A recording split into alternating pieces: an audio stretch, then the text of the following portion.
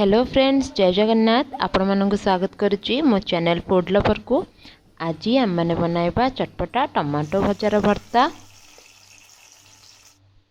से मुझे 3टी टमाटो नहीं, गोटे पियाज, गोटे रसुण, 4टी लंका आउ किछि लुण नेबी। एबे मु गैस ऑन करी से गोटे कढ़ई बसई नेली।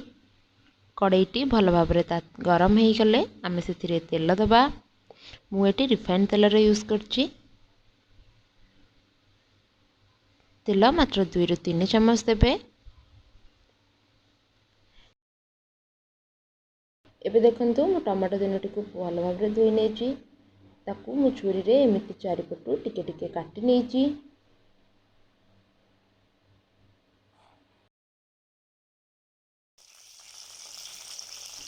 एबे देखंतु हम तेल मध्य गरम हो सारिछि। सेतिरे मु काटी रखिथिबा टमाटो टिको पकेइ नेली।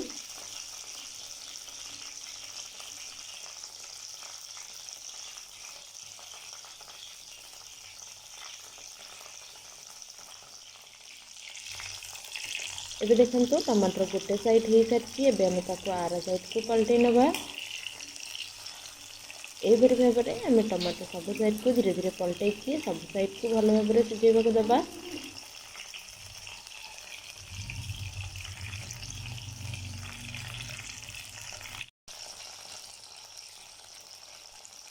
ए रेसिपीटी बहुत इजी बनवाई। मात्र 2 ରୁ 3 मिनिट समय नहीं थाए। ए रेसिपीटी बनवाई टमाटो भाजवाई 2 ରୁ 3 मिनिट ही टाइम नहीं थाए।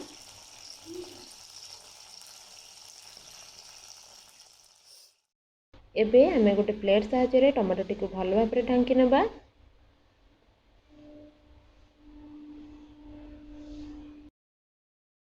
एबे देखंतु हम टमाटो गुडी को भल भाव में हो सारी। आमे एबे टमाटो गुडी को काढ़ी नबा गोटे प्लेट को। देखंतु एबे गोटी गोटी करी सब टमाटो काढ़ी नेले प्लेट को।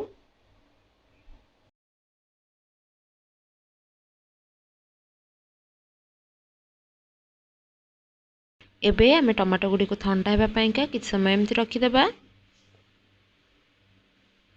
देखंतु एबे आम टमाटो भल भाव ठंडा हो सारी। एबे आमे ताको गोटे चामच साहाय्य एमति चकुटी नबा।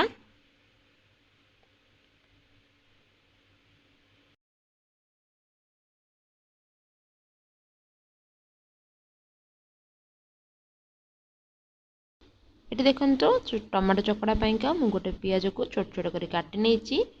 4टी कंचा लंका को मध्य छोट छोट करी काटी नेछि। अल्प लेंबू मध्य मु एठी नेछि। एबे देखंतु गोटे प्लेट को मु काढ़ी नेली टमाटो चकड़ा।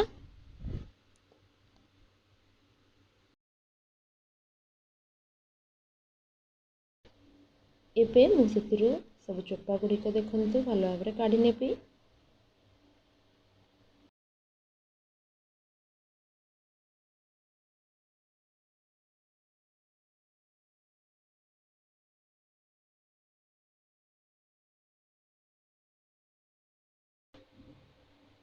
एबे एतिरे मु काटी रखिथिबा पियाज गुडी को पकाई नेबी। काटी रखिथिबा कंचा लंका को मध्य एबे मु एठी पकेइली। तापरे सेतिरे गोटे चम्मच लुण देली मु। एबे सब को हमें भल भाव में गोळाई नबा।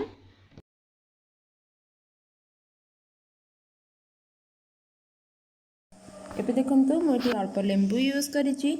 आपण आपणक टमाटर क्वांटिटी हिसाब रे लेंबू यूज करिवे। एबे हम सब को भल भाव में गोळाई नबा। देखंतु एबे हमर रेसिपी प्रस्तुत हो जाइछि।